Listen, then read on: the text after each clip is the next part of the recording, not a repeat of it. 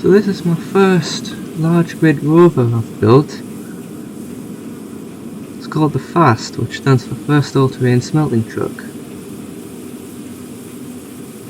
It is 6-wheel drive, by the way, and has quite an interesting production system, which you'll see later.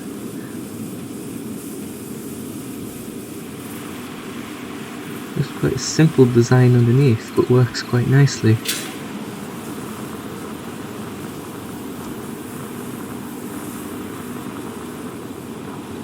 Not really intended for combat, but it looks good for the turret on top.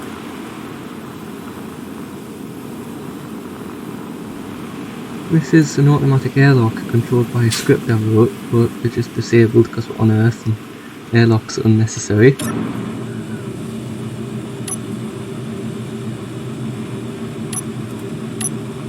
It's got lights, of course.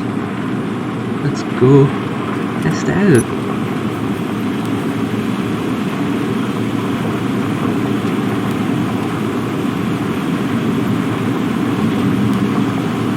So it certainly goes fast, up to about 50 meters per second.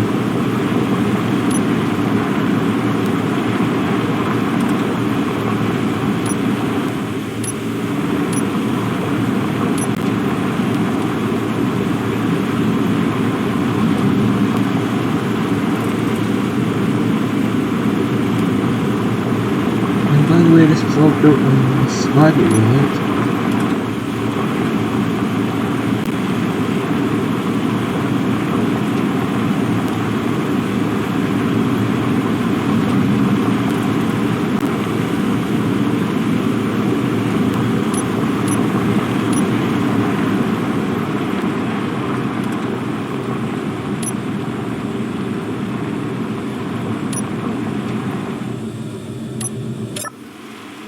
Right, well over there we've got the med bay. It's currently turned off to save power, a programmable block that shows us damaged stuff as well as controlling the other LCDs.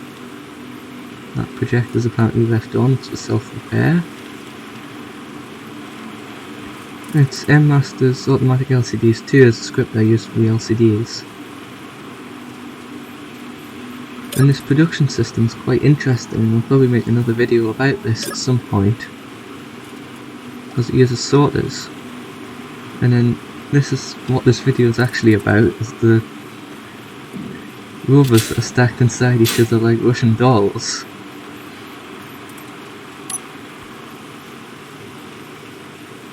So I just need to depressurize the hangar, which, yes, this is using the script that I designed.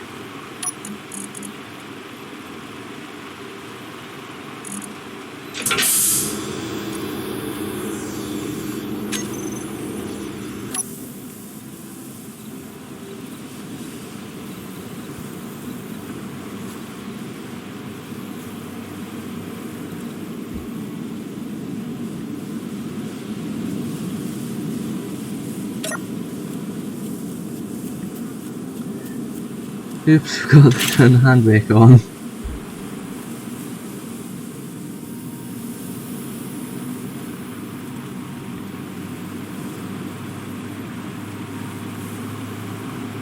Well, this one's a bit slower than the fast. It is rigged for remote control as well as the hand cockpit. It's obviously got front lights but no tail lights because there's no room thanks to that giant ramp, which is a very interesting design, as you'll see later.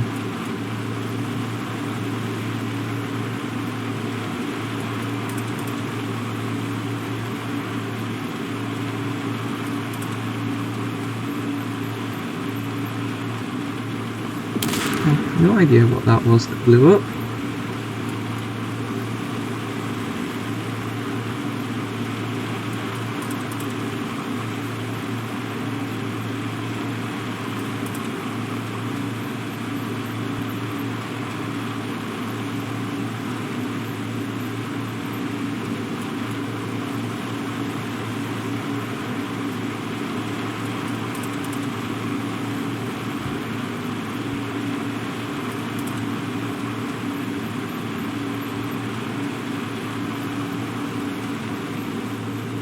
Little jump there, and this coming up beside the hangar gives you a good idea of just how humongous that hangar really is.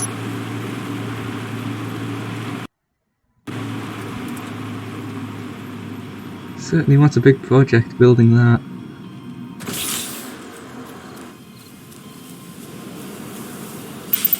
Survival kit there, and then a really interesting design ramp, which lifts itself up as well as rotating downwards.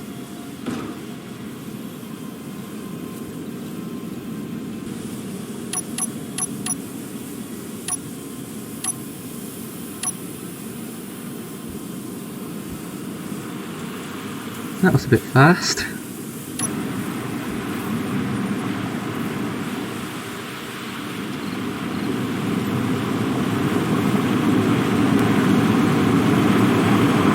So this one's only remote control because there's no space for a cockpit. It's all hangar and nothing else.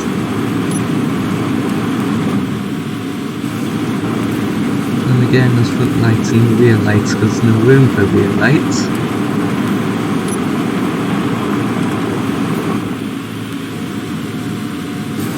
Again, a little bit of a jump.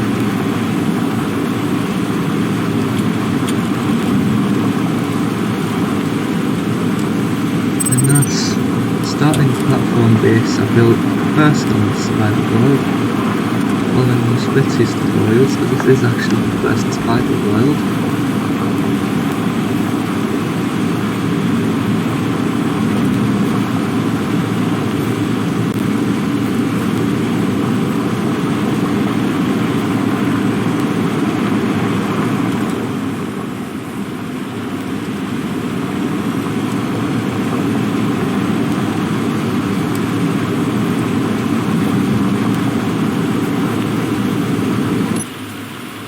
Rear camera of course, because reversing without one's nearly impossible.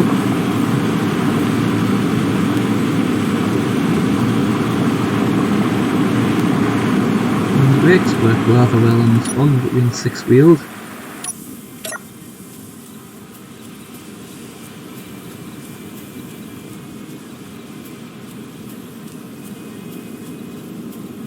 Right, on to the next one.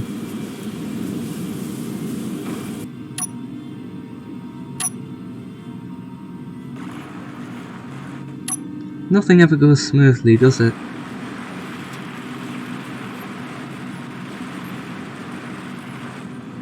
Yeah, something always has to happen.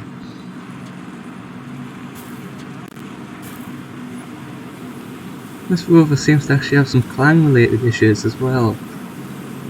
I still haven't quite got to the bottom of.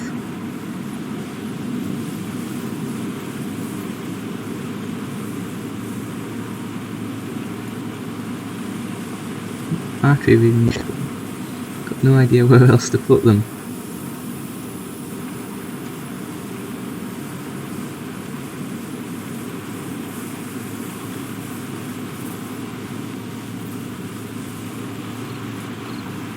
Despite its small size, this Rover has pretty much everything.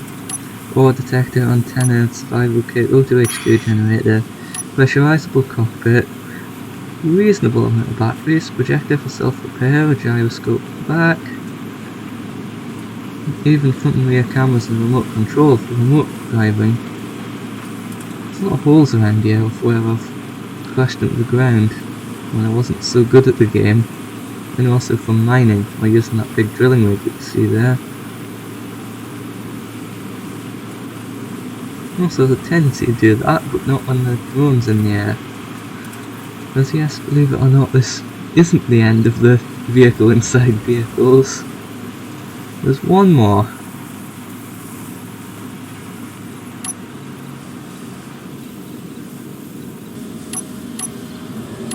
Yeah, cameras pressed against things tend to be pretty weird. And this hangar has one more trick up its sleeve.